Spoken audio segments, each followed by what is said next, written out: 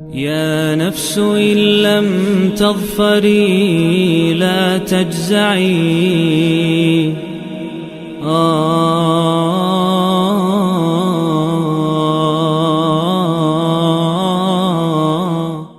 اعوذ باللہ من الشیطان الرجیم بسم اللہ الرحمن الرحیم۔ دوستو، آج ہم سورہ النساء کا 14واں رکوع تفسیر اور گرامر سے سمجھنے کی سعادت حاصل کریں گے انشاءاللہ تعالی۔ تو آئیں شروع کریں۔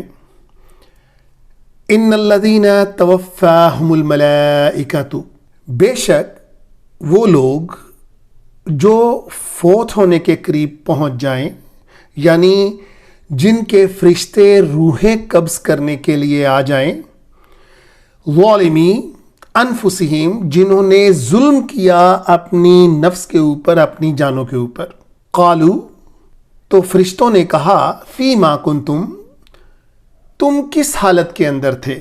قالو، وہ کہنے لگے، کننا، ہم، یہ نون الافنا جب اینڈ کے اندر آ جائے تو یہ ہم کے لیے ہوتا ہے، کننا مستضعفین، ہم تو کمزور تھے، لاغر تھے، مغلوب تھے، فی الارض، اس زمین کے اندر۔ قالو، تو فرشتے بولے، الم تکن ارض اللہ واسعہ، کیا تم نے اللہ کی زمین کو واسعہ نہیں پایا؟ فتہاجروا فیہا، کہ تم ہجرت کرتے اس کے اندر، تم کیوں مشرکوں کے اندر پڑے رہے اور کیوں ان کا ظلم برداشت کرتے رہے؟ کیوں تم نے یہ نہیں سوچا کہ ہم یہاں سے ہجرت کر جائیں، ایک تو ان کے ظلم سے ہمیں نجات ملے گی، ایک ان کے طور طریقوں کے اوپر جو وہ زبردستی عمل کرواتے تھے ان سے چھٹکارا ہوگا، اور پھر اللہ کا وعدہ ہے کہ تم ہجرت کرو، میں تمہیں کشادگی دوں گا، تمہیں بہتر حال کے اندر رکھوں گا، کہ تم نے کیوں یہ سب کچھ نہیں کیا؟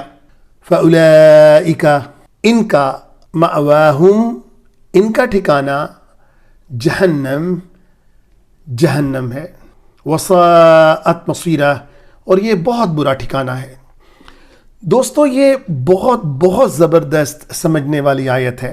یہ بعض اوقات انسان اپنی جانوں کو ان جگہوں کے اندر پھنسا کے بیٹھ جاتا ہے، آپ خود بھی اور اپنی آل اولاد کو بھی، جیسے کہ ہم آج کل دیکھتے ہیں کہ سندھ کے یہ جو علاقے ہیں، دیہاتی علاقے جہاں پر وڈیروں کا راج ہے، یا جو جہاں بھی پنجاب میں بھی ہے، تو وہاں پر یہ ان کے ظلم برداشت کرتے رہتے ہیں، طرح طرح کے طریقے جو وہ نئے نئے ظلم کے تحت ایجاد کرتے ہیں ان کا سامنا کرتے رہتے ہیں، مگر وہاں سے ہجرت نہیں کرتے۔ بالکل اسی طرح سے جب مکہ میں سے ہجرت کر کے نبی صلی اللہ علیہ وسلم وہاں پر پہنچ گئے مدینہ میں، اور کچھ لوگ وہیں پر بیٹھے رہ گئے اور ہجرت نہ کی، ایک لگاؤ اپنا شو کر رہے تھے کہ ہمیں تو اس جگہ سے بڑا لگاؤ ہے، ہماری تو جڑیں ادھر ہیں، ہمارا تو سب کچھ ادھر ہے، لیکن ساتھ ان کا ظلم بھی برداشت کر رہے تھے۔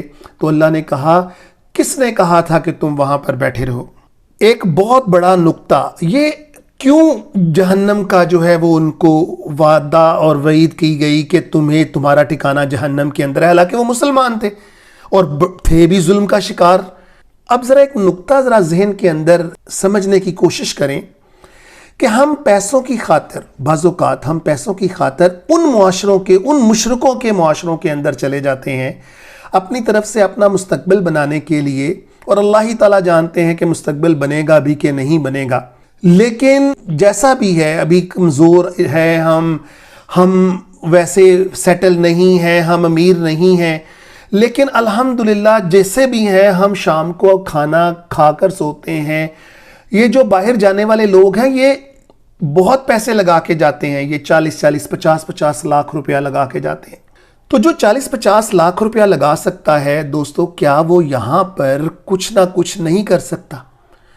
اب نقطہ یہ کہ یہ وہاں پر چلے جاتے ہیں مشرکوں کے معاشرے کے اندر، جبکہ اللہ تعالیٰ نے کہا یہاں پر کہ تمہیں کس نے روکا تھا کہ تم مشرکوں کے علاقوں سے ہجرت کر کے کسی اور جگہ پہ نہ چلے جاؤ؟ ہم بالکل اس کے الٹ کر رہے ہیں، ہم وہاں پر پہنچ رہے ہیں جہاں پر ہمیں دینی امور سر انجام دینے کی ویسے کشادگی نہیں ہے جیسے بہرحال ہمارے اپنے علاقوں کے اندر یہاں پر ہے۔ تو ہم نے سودا کس کے ساتھ کیا؟ پیسے کے ساتھ کیا، اور ہم خوشحالی کو ہی سب کچھ سمجھ بیٹھے. اور جب آپ ہجرت کرتے ہیں، مشرکوں کے علاقے کے اندر جاتے ہیں، کبھی ہو ہی نہیں سکتا چلیں آپ بہت بہت بہت کمال دکھا جائیں گے اور آپ بچ جائیں گے ان کے طور طریقے سے، لیکن آپ کے جو آنے والے بچے یا نسل ہے وہ بھی تو انہی کے اندر پڑھنا ہے، انہوں نے انہی کے اندر پروان چڑھنا ہے، ان کو آپ کیسے بچائیں گے؟ یعنی ہم جانتے بوجھتے اپنی نسلوں کو جہنم کا ایندھن بنا رہے ہیں. ہجرت کرنا مسلمان ملکوں کی طرف بالکل ٹھیک ہے، آپ جائیں، لیکن مجھے آج تک یہ سمجھ نہیں آئی کہ ایک پیسے کی خوشحالی کے لیے ہم ہجرت کر جاتے ہیں کن کی طرف؟ مشرکوں کے علاقے کی طرف، جبکہ اللہ تعالیٰ اس کے بالکل برعکس جہنم کی وعید ان مسلمانوں کو سنا رہے ہیں کہ جنہوں نے اپنی آبائی جگہ کو نہیں چھوڑا اور مشرکوں کا ظلم برداشت کرتے رہے. لیکن ایک صرف اللہ تعالیٰ نے چھوٹ ان لوگوں کو دی، الا المستضعفین، ما سوائے ان کمزور، ان بے بس لوگوں کے، من الرجال، چاہے وہ بندے ہوں، مرد ہوں، والنساء، عورتیں ہوں، والولدان، یا بچے ہوں، لا یستطیعون حیلہ، اور ان کے پاس کوئی چارہ کار ہی نہ ہو، ہیلہ ہی نہ ہو، ولا یہتدون سبیلا، اور نہ ہی انہیں رستے کا علم ہو. بس ان کو چھوٹ ہے اور کسی کو چھوٹ نہیں کہ وہ ان کا بیٹھ کے وہاں پر ظلم برداشت کرتے ہیں. سیدھی سیدھی آیت ہے، وہ جہنمی ہے. اللہ تعالیٰ معاف کرنا چاہیں کریں، یہ ان کا دائرہ کار ہے، ہم کچھ نہیں کہہ سکتے، لیکن یہاں جو قرآن اعلان کر رہا ہے وہ ہم آپ کے ساتھ ڈسکس کر رہے ہیں. فَأُولَٰئِكَ عَسَى اللَّهُ أَن يَعْفُوَ عَنْهُمْ، بہت ممکن ہے، عسا کا مطلب ہوتا ہے بہت ممکن ہے اللہ معاف کر دے، درگزر کر دے، جیسا کہ میں نے آپ سے کہا یہ اللہ کا اختیار ہے، ان سے درگزر کر دے. وَكَانَ اللَّهُ عَفُوًّا غَفُورًا، اور بے شک اللہ معاف کرنے والا ہے اور غفور ہے. وَمَن يُهَاجِرُ فِي سَبِيلِ اللَّهِ، اور جنہوں نے ہجرت کی اللہ کے راستے میں، یجد فی الارض مراغمن، وہ اس دنیا کو پائیں گے قیام کی بہتر جگہ، کثیرن، بہت زیادہ، وسع، کشادگی والی. وَمَن يَخْرُجْ، اور جو نکلے، من بیتی ہی، اپنے گھروں سے، مہاجرن، ہجرت کر کے، اللہ، اللہ کی طرف، ورسول ہی، اور اس کے رسول کی طرف، ثم یدرکہ الموت، اور ان کو آ لیتی ہے، پکڑ لیتی ہے موت رستے میں، فقد وقع اجرہ، تو ثابت ہو گیا، وقع کا مطلب ثابت ہو گیا، اجرہ، اس کا اجر، کس کی طرف؟ اللہ، اللہ کی طرف. یعنی اللہ تعالیٰ اس کو بدلہ دینے والے ہیں، اور اللہ تعالیٰ سے بڑھ کر بدلہ دینے والے کون ہیں؟ وَكَانَ اللَّهُ غَفُورًا رَحِيمًا، اور اللہ تعالیٰ بہت معاف کرنے والے ہیں، بہت رحیم ہے. صدق اللہ العظیم. اللہ تعالیٰ ہمیں اپنے رستوں پر چلنے کی طاقت اور توفیق عطا فرمائے. وآخر الدعوانا ان الحمدللہ رب العالمین.